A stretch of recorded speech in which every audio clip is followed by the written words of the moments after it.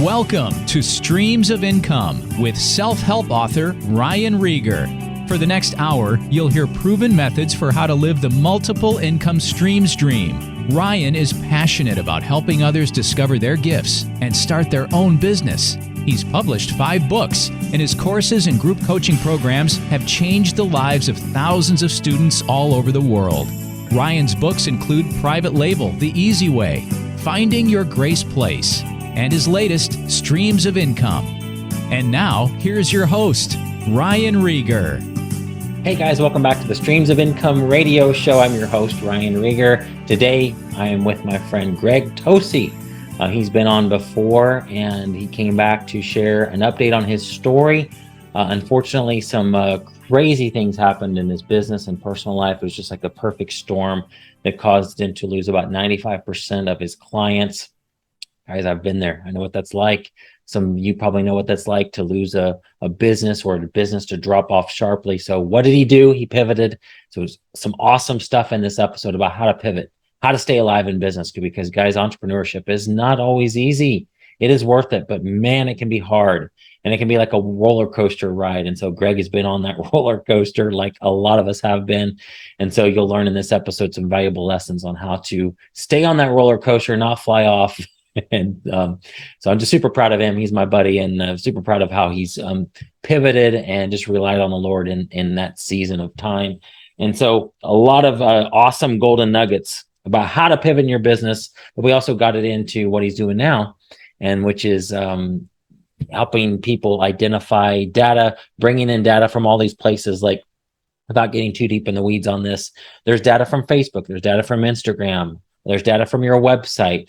There's data, could be data from Google Analytics, bringing that all under one roof. He's building dashboards for people to help make data-driven decisions in their business. So if you have a Shopify site, if you have a podcast, or you have any website at all, and you're wondering how people are acting on that website, what are they clicking, what's stopping them, what is making them be stuck on your website, this episode will really help you. He's actually got a service that helps people with building those dashboards to make the data easier to read and understandable, to know how to pivot in your business based on what data is coming in. So really fun episode.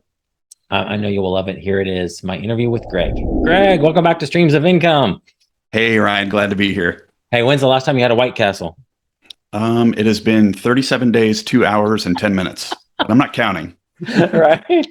Oh, for those of you guys who don't know, he's a White Castle fanatic, an Ohio State Buckeye fan. Yes. We share the Midwest, the passion for the Midwest, or coming from the Midwest. So, and a hatred for the snow. That's why right. We're both down in the South. You don't have any snow anymore, do you? That's right. It's good. Cool. Well, you were on, I don't know, it's been a few months, but I love hearing people's stories. So catch us up on what has happened, and I'll put a link in the show notes to our past episode for those that want to hear your full story, so we don't need to repeat that. But tell me what's happened since you were on last. Sure. So just for a little background, I was a Facebook ads manager. I launched that as a side hustle in 2015.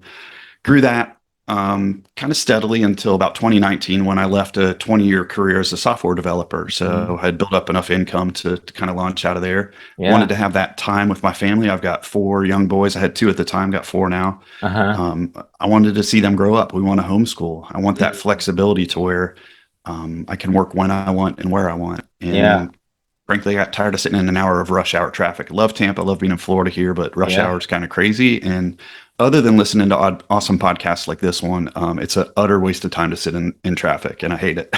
Right. So scaled that. 2019 left, went full time. 2021, something interesting happened in the spring of that year. I woke up, it was, I believe, April 28th, a Thursday, and I got a letter from Facebook Business Suite. It said, "You're no longer authorized to use our business products. This decision is final, and we can't disclose the reason for this to protect your privacy." Oh my gosh. And I'm checking the email to see if it's a spam or if it's a spoof or somebody's playing an April Fool's on me. And unfortunately, it wasn't. My account was shut down completely overnight. I lost 95% of my revenue in my business. We had just moved to a new house and just found out we were pregnant with our 4th kid. So it was a shock. And so just to be transparent, the day before that, I posted something on my personal profile that gently challenged the narrative. It wasn't anything explicit. It wasn't anything hateful, but it gently challenged the narrative that was going on with the whole pandemic at the time. Sure. And Facebook found fit to cancel me as a result of that. And I didn't know that right away, but since then, and since telling my story, other people who have posted things like that, that they're hesitant to go along with the narrative. They're hesitant to vaccinate their kids, frankly, have been shut down too. I know people who have lost ads agencies much bigger than mine. So it's not just the big guy that's at risk for this. And it's a frustrating and scary thing that, just sharing something What were those feelings when I can imagine what they were? Tell me what that feeling was like. I imagine your new house was, a bigger payment than before, right? So your budget's getting stretched, but hey, no problem. I got this, my business. And then to find out, whoa, no, 95% of my business is gone instantly. What was going through your head? Well, it was a time of desperation and refinement. Around that time, I think it was March of that year, we had a flood in the house. So we had moved in, and then the dishwasher broke. And so we had a flood to where we had to gut the entire kitchen, the family room, rip all the floors out and all that. So we had an insurance claim after we got in there. Then we got COVID. Then my business got canceled. And so at the end of that, I'm like, man, this is just getting crazy. Lord, please help me. I'm a follower of Christ. And so I was shocked. It was really a tough time. I didn't know what to do. Frankly, I was paralyzed for about a month. I've lost everything. I lost my business, just getting our butts kicked. But, as we kind of settled into that new reality, knowing that God provides and he's not going to leave us or forsake us in any way, I began to just kind of take a look at what I was doing with Facebook ads. And to be a Facebook ads manager, you really need to have a 360 view of what's going on in somebody's business. What's their funnel? What's their landing page like? How can you best optimize landing pages? The whole 9 yards. Facebook ads is just one piece of a successful business, successful funnel. So I said, okay, I'm familiar with the periphery of Facebook ads and all those moving parts around it. I'm going to step back and just be a business coach. Now that kind of took a few months to happen, but that's kind of where I landed after that, and slowly have ramped back up there. I'm still running a couple Facebook ads accounts, kind of backdoor Facebook. If you're listening to this, just kidding. Haha. But just being able to advise people on Facebook ads and funnels and just kind of help them launch their online businesses is where I've landed. Yeah. So when did that happen? When did you get canceled? I remember all that, but I don't remember the exact time. Yeah, I believe it was April 27th or 28th, 2021. Wow, you got the actual day, 2021. So this is just a little over a year ago. Where is your business now? Like the amount of revenue coming in on April 26th, 2021 to we're recording this on August 9th, 2022. Like, have you been able to make it up yet? Or where are you at on that process? I'm still catching up, to be honest. Now, Facebook ads was really crushing it at the time. Yeah, for sure. And it was really good. I had exceeded at times my corporate salary. And as a software developer of 20 years, you can imagine kind of the range that was at. Sure. And so I was crushing it there. I think the biggest thing, you kind of lose your identity when your main thing is taken away. And so it's been a slower, like everything I just told you about what I'm doing with business coaching right now has been a gradual process there. And just kind of trying new things and figuring out what works. So I'm still kind of solidifying that and growing that, but the trajectory and the graphs are all going in the right way. Yeah. Awesome. Well, I believe that God will completely restore all that and take you to another level. I've noticed in my business when things have happened, they're like, oh man, what am I going to do now? He's always had an open door right behind that I didn't know about that was coming, that was greater than what I was in before. And that's just what he does. So I'm believing that for you guys to, that this next season will be way better than any time during your heyday of Facebook ads. So, right. And the thing we discovered then, being in such great need at that time and really just kind of hitting a wall and losing everything. God showed up in a way and strengthened our faith in a way that he never could have had we not been in that position. Oh yeah. We needed to kind of we didn't need to, but it was, in hindsight, it was good to have everything kind of yanked from us because again, it developed a faith that we would have never been able to. So sometimes when things are crazy or things go sideways, there's a greater purpose Yes. that can come about, working together for all things for the good. Wow. I love it. Yeah. He's still writing your story. It's going to be awesome. Yeah. So, man, so you're doing you did some pivoted to the business coaching. And then you're also getting into the data side of things, which you're a data geek, which is awesome because I'm not. Yeah. And I'm glad that you're helping me out with my business because it's good to see somebody that can look at those numbers and decipher what they mean. Yeah. And the data thing is interesting. Of course, there's all the statistics out there that say, well, the first space shuttle could have been powered by the calculators that we have nowadays, and all that. And the amount of data that's being created each day in the world is insane. And just kind of by default with all of us that have online businesses, whether it's Amazon or if it's an online coaching membership, there's a ton of data being collected, whether you just install Google Analytics or you have your Kartra Analytics or Kajabi or ClickFunnels or whatever. There's tons and tons of data out there. And what I've discovered and what people have been asking me about over the last 6 months is, how do I make sense of this? Does this even matter? For me, I've had Google Analytics installed since 2015 on my website, and I look at how many people are visiting, and that's it. I'm like, boy, that's pretty useless. But there's so much more to it, and there's so much valuable data you can pull, not only traffic, but how you're performing in search and SEO. You can really connect it to a lot of different systems in your business. And what people started asking me is, how do I make sense of this data? And even more than that, I have all these disparate data sources and systems and information coming into my business. It takes me forever to find everything, all the places it's coming from, let alone aggregate it into some meaningful chunk that tells me, how's my sales page performing? What are my trends? What are my projections? How's my SEO? And so I've landed on building dashboards for clients that surface that information all in one place, so they don't have to call 5 different people to get it, so they can make data-driven decisions on their marketing to see what's working, so they can do more of that and fix what isn't.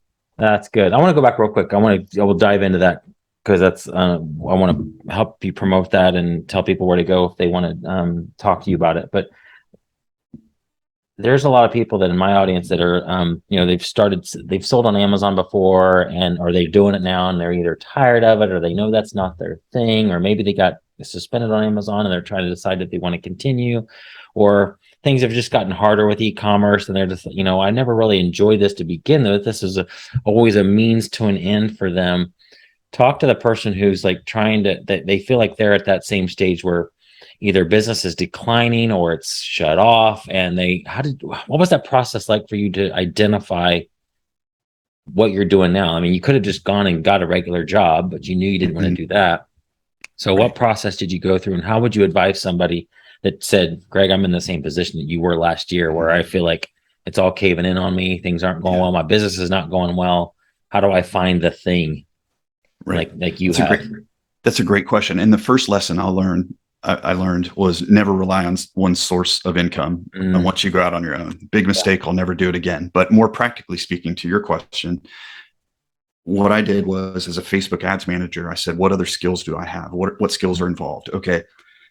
Funnel optimization, email marketing, understanding conversion optimization, just all the different moving parts that come together to make a funnel, from the first time a person hears about you, how you nurture them kind of down through the funnel, build that know, like, and trust factor, all the way down to converting them over. So the question for them is there something in the periphery of what they're already doing that they could, scale and use as a full-time business, or scale into a full-time business? Or could you be an advisory type of person, a consultant, people who are doing high level, getting people started on Amazon, getting people started on e-commerce. I know some people who have kind of bounced out of the selling and the day-to-day stuff, and I'm sure you know a ton of them that are doing that they're just advising brands and helping them get started there. What was that? How did you, so you had an idea, how did you float it out there without going all in and be like, this is what I'm doing? Did you talk to anybody, talk to any potential clients? Did you talk to, what did you do with the clients that you had before? How did you tell them, like, ooh, I can no longer do your Facebook ads account because of this, but is there something else you need me to do? Or here's the idea I have, would this be valuable to you? Yeah, that's exactly what I did. you always want to shop your idea around and make sure there's a market need for it. So fortunately, I had been getting some signals that people needed some help with their data ahead of time.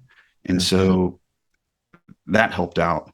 Then I was able to kind of formalize a product and shop that to a couple people and say, hey, does this help you? Yeah. And I give them a dashboard that centralizes a whole bunch of data for them that they can look at on demand, or it gets emailed to them every day. And they're like, holy cow, yes, I want this. So that's definitely a big help. But getting out there and getting that market validation before you go too far down a path is critical. It'll save you time, money, and frustration. There's plenty of ways to do that. If you think you want to be, and this is a basic example, but if you think you want to be in email marketing and you want to make sure that's still relevant, get in all the email marketing groups and do what we call is social listening.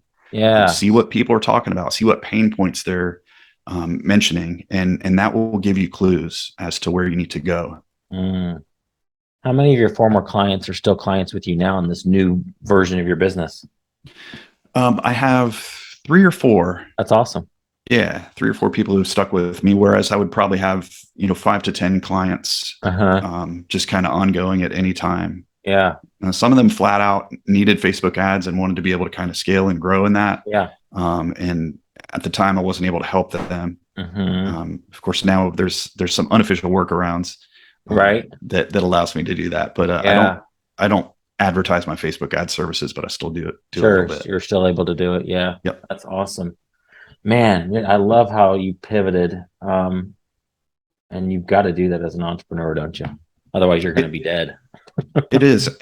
Even if your industry or the project that you're working on doesn't decline or get canceled or whatever it is, there's so many changes in the landscape of things. I just even think, like, an example that I've seen over the last 6 years is just the move from, in advertising, but this applies to organic social as well. I mean, posting pictures online. Like I remember when Instagram came out, I'm like, this is done. This isn't going to go anywhere. Right. Well, don't trust me as a futurist on tech. Clearly, that's the first lesson here. But pictures were the big thing, because prior to that, we were just blogging and doing tweets and stuff like that. And pictures slowly moved to video. And then everybody said, hey, video is more engaging. Do that.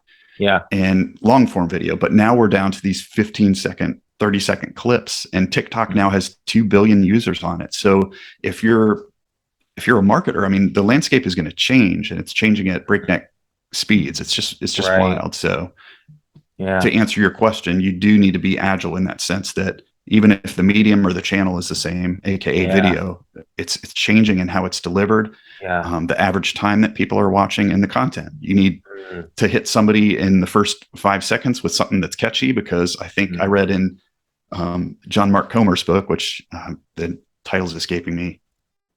Darn it.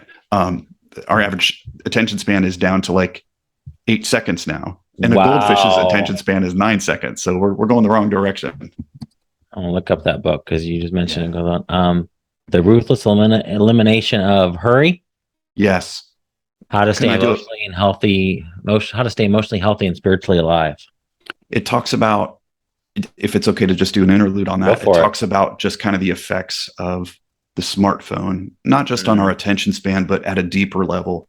I mean, it's remarkable. My wife and I are reading it, and just how much things have changed. Before the invention of the clock, people averaged 11 hours of sleep, and they went to bed when the sun went down, and they got up when it came up. And there's just a whole lot in there that'll blow your mind about how these little devices really control us, the pings, and nobody's expecting us to go back to not having smartphones or anything. But John's approach is, can you get some margin from this? It's killing our attention span. Let's be honest. In a lot of ways, it's killing our relationships. I drive around downtown St. Pete here, and there's a lot of outdoor cafes.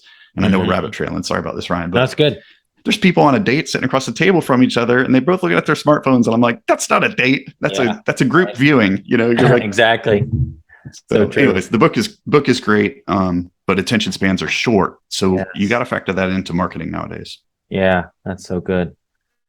Wow, man, you're definitely a model for somebody of how to, stay alive in business, because it's tough. My business doesn't look anything like it did when I first started. I'm not selling furniture anymore. Far from that, but that was a stepping stone to what I'm doing now. So that's so cool.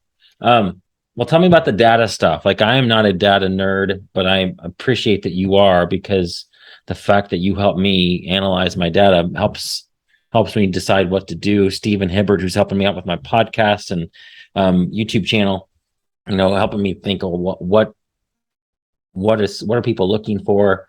What are the YouTube analytics saying? Let's, be strategic rather than just creating content to create content. People need this. So tell me about the data stuff that you're doing. We can go a little bit deep in the weeds on it too, if you want. Sure. And I'll try my best not to put anybody to sleep. I know when they hear data, they're like, oh man, let's just change. Well, we'll also tell you the big reason why you need data is because it'll tell you how to make decisions. If you're making data-driven decisions, numbers don't lie. And so that's the gist of it. And there's tools available that Greg can provide that'll help you make decisions in your business based on what you're seeing in numbers, which is super valuable. Right. I think Peter Drucker said, what can be measured can be improved. And so there's a huge implication there. And my little tagline for this area of my business is, your marketing data is telling you a story. Are you listening to it? And as I meet with these clients, current clients, past clients, and new clients, they're sitting on a mound of data that they can't quite decipher. Right. And so they bring me in to kind of aggregate and make sense of just all the noise and the signals to help them make some valuable business decisions there. So essentially I'm doing that through Google Analytics, installing that, connecting the cart to it. Any other, major systems, if you have Kartra or Kajabi or ClickFunnels, whatever, you bring that in, centralize that in one place. And that's when you hire somebody like me to really, transform that data into something that is valuable and can help. So give me an example. It might be like my, so I have a system called Kartra that gives me data. I have Facebook ads that gives me data. I have Instagram that gives me data. Are you saying it's a dashboard that brings all of that under one roof, and I can kind of see all of it on one page and get the information I need rather than going to 5 different places? It could be on one page, or some of the dashboards I deliver are 7 pages long. Okay. But essentially purchase data, traffic, search and SEO, social media, advertising. And then, you can even surface stuff like, what are my page load times? What's my conversion rate on my opt-ins? What's my conversion rate for my sales page? How far down are they scrolling on my sales page? Like everybody talks about, well, I got all these hits on my landing page.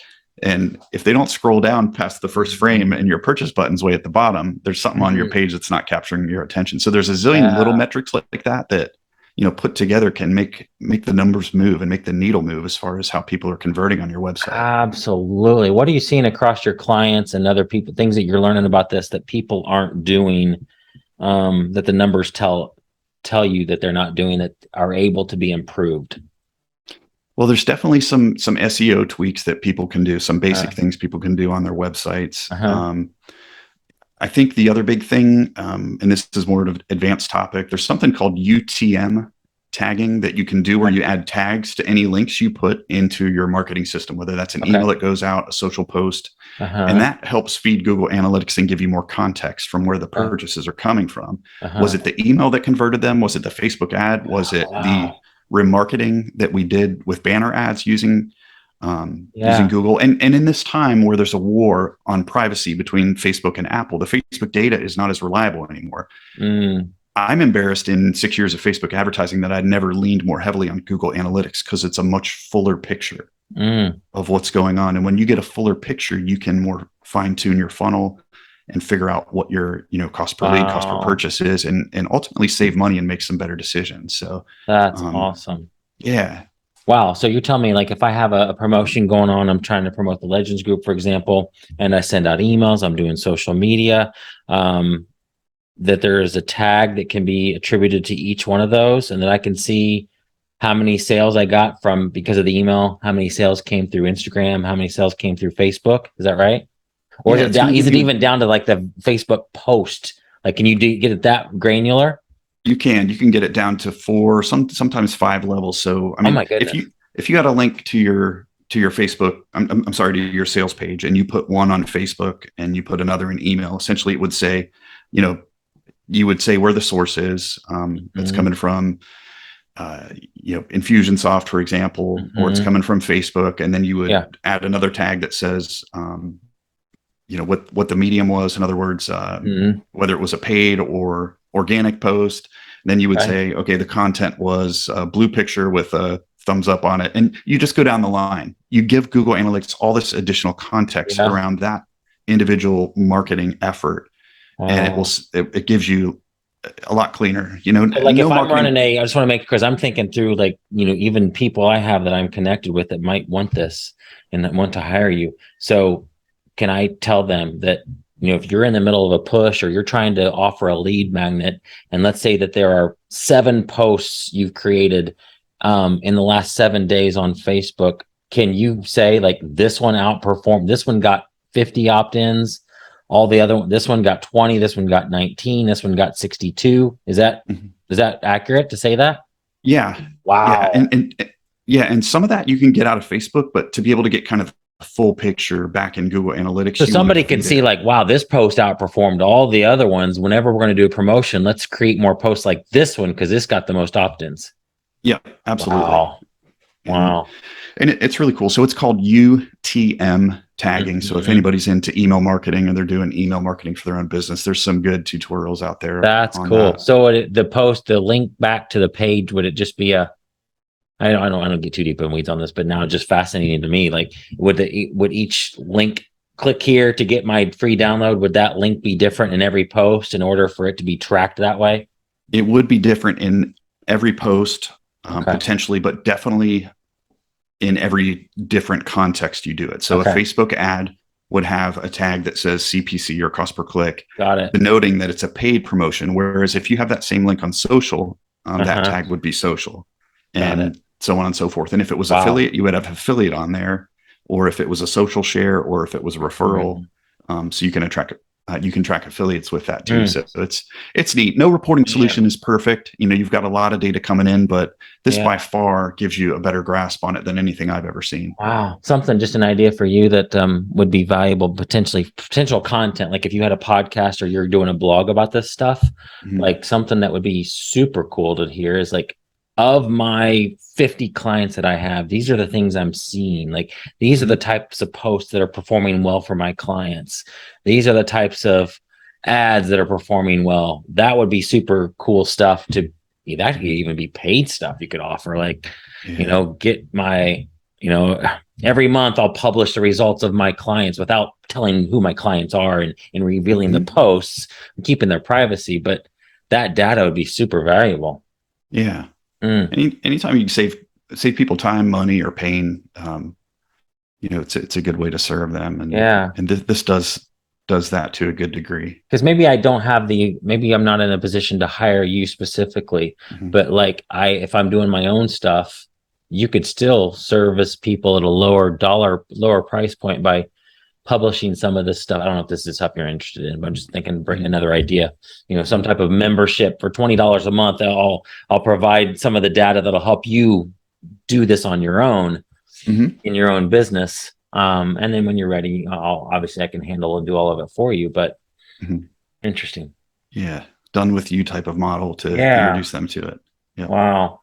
Super cool. So one of the things you were showing me is the tool you have, or one of the pieces of software you have, it records sessions of people on your website, so you can see exactly what they clicked on. Isn't that? Tell me about that. Yeah, and I'm totally blanking on the name only because I'm live recording a podcast, so I'm shuffling over here. That's so funny.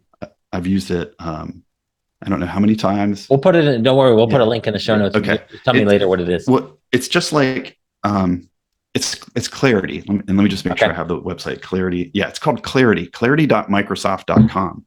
And so if anybody on this, and every one of you guys can use this, whether you're a geek or not, or whether you hate data or not, clarity.microsoft.com. It's similar to Hotjar. And what it is, it's a script you install on your website, and it gives you heat maps so you can see where people are clicking on your website. Yeah. You know, what's popular, what isn't, where they're trying to click that they think is a link that isn't. Sometimes that can provide some valuable insight. But more than that, it records people on your website. Before I go further, it doesn't record any PII or personally identifiable information or anything like that. But you literally see sessions from people who are on your website. It records them all. And so if you're into, you know, usability, optimizing your site for conversion rate optimization, which everybody should care about, download Clarity. It's free. put it on your website, and then when you're bored one night, go look at what people are doing on your website. I don't have a ton of traffic on mine, and I was stunned at some of the things people were doing on my website. Like, there were clearly areas that needed to be hyperlinks that weren't. Yeah. And you can see where people are getting tripped up. And so you want to keep people on your website as long as possible, right, or get them to that sign up link or whatever. And this literally records them. There is no better way to observe their behavior, see where you're succeeding, and see where your website is confusing the heck out of them. And so download that product. When we say recording, it's talking about like the mouse. You can see their mouse scrolling on where they're trying to click. You're not seeing them or anything like that. It's literally just like, it's like you over their shoulder seeing their screen. And it's you're seeing the movements of their mouse or their finger or whatever they're doing if they're on a mobile. Just like you're sitting over their shoulder watching them navigate through a website. So it's a hugely powerful marketing tool. Yeah. Is that really hard to install and get set up? It's not. If you're familiar with just inserting a snippet of code in the header of your website, that's all you got to do is copy and paste in there. That could be another service that you offer if you ever wanted to, or have a VA that does that for people as a low price offer. I'll do this for X amount of dollars and get that installed and set up for you. And everyone I show it to, they're like, "Are you kidding me?" And it really is cool. It's a cool technology. Yeah. I would imagine. I mean, even again, you have all. I don't want to take you off track on what you're trying to accomplish, but like, if installing that on somebody's website, they may need help with interpreting. Like, what does this mean? Okay, now I've recorded 10 sessions. Having somebody over their shoulder, an expert like you, could be valuable to. Like, what does this mean? What should I do? What should I change about my website based on these 10 sessions? That would be a valuable service too, if you ever wanted to offer something like that. Cool, man. I love this. What other data stuff have you found that you think is valuable, or that you're offering? Well, Google Data Studio is where I'm building the reports. And it's a free tool. So Google Analytics, Google Data Studio, Google Tag Manager are all free products. And that's kind of the three core things from the ecosystem that I'm using. So if you connect it to your Google Analytics, you can drag and drop and create some cool reports and stuff. And so that's where I'm living in the data space these days. Yeah. So you can find like where the countries, locations of people that are hitting your website, what sites they're staying on, how long they're staying on your site. And then where the traffic is coming in. Are they typing it? Like, are they typing in gregtosi.com? Or did they click in from an ad or click in from a post, right? Yep. Who their referrals are. What a common thing to do is to connect Google Search Console with Google Analytics, and that'll give you a lot more around what are people searching for when they find you, and where are you ranking with keywords and stuff like that. And that gets into some of the SEO stuff like that. But it's really got a ton of data in there, anything and everything you could imagine as far as how people are searching for you, finding you, how they're interacting on your website, how much time they're spending, what are your most popular pages, what posts are most popular, and you can really leverage that. Okay. If you're spending money on Facebook ads, does this on top of it help you decide whether that's a good ad spend for you, if that's a good use of funds? It does. It gives you a fuller picture of how your pages are performing, how your ads are performing. Okay. Because there's a lot of different models as far as how attribution or how sales or conversions are credited. Facebook has a different attribution model than Google Analytics, and this is way nerdier than anybody deserves to hear on this call. But that is the stuff that'll put you to sleep. It is good to have a second opinion, because again, Facebook and Apple are in this battle to where they're blocking some of the signals of the Facebook pixel. And privacy, this initiative towards privacy isn't going anywhere. And so to be able to get a second opinion or to kind of aggregate from multiple systems to paint a more full picture around that, I believe allows you to get better numbers. So that was kind of a long answer to a short question. So essentially, like right now with Facebook, the ads data that you get, I can see number of clicks. I can also see number of opt-ins to my page. And there's usually always like a discrepancy there. You don't usually get 100% of the people that click through an ad to go to your page to actually opt in for an offer. So you could see then, like, why is it? Tell me if I'm wrong on this. Mm. Let's say that Facebook tells me 100 people clicked my ad, got to my site for my free ebook, but only 70 of them actually opted in. Mm-hmm. Would this data help you figure out maybe why we're losing 30 of those 100 people? Are they not, is my button way down and I'm not scrolling down? Maybe through those sessions that are recorded, we can see where people are getting hung up. Will that give you that picture? Absolutely. Combining the three is hugely powerful. So to kind of go in reverse order, you mentioned the recordings. Yeah, let's absolutely see what people are doing on your sales page. Let's also install Google Tag Manager, which will allow you to see how long of the videos people are watching. If you rely on a video sales page or have a video on your landing page, that will also tell you how far down they're scrolling. But yeah, we can get all kinds of data about how they're interacting with the page, how quickly they're leaving. And again, being able to kind of centralize all these data points will ultimately boost your conversion rate. And it just takes, it takes somebody who can kind of put all the pieces together. And that's the service I'm providing for my clients. That's awesome. So they can, like, if you have a video at the top that's 2 minutes long, you can see, would it tell you? Like, I know Facebook tells you how long they watch a video on Facebook. Would this software allow you to see how long of that 2-minute video at the top of my sales page that they watched? Yes. Wow. Yes. Google Tag Manager. So. That's cool. Yeah. That's very cool. Wow. So if you see everybody stopping at the 30-second mark, well, why is it too long? Did I say something that offended everybody? Yeah. You didn't hook them up front. That's good. That's super valuable. Wow. Okay. So where can people find you that are interested in having a conversation or signing up with the service? Yeah, gregtosi.com is my website, and there's an easy way to contact me there. I've got some sample dashboards on there so you can kind of get an idea of what's going on.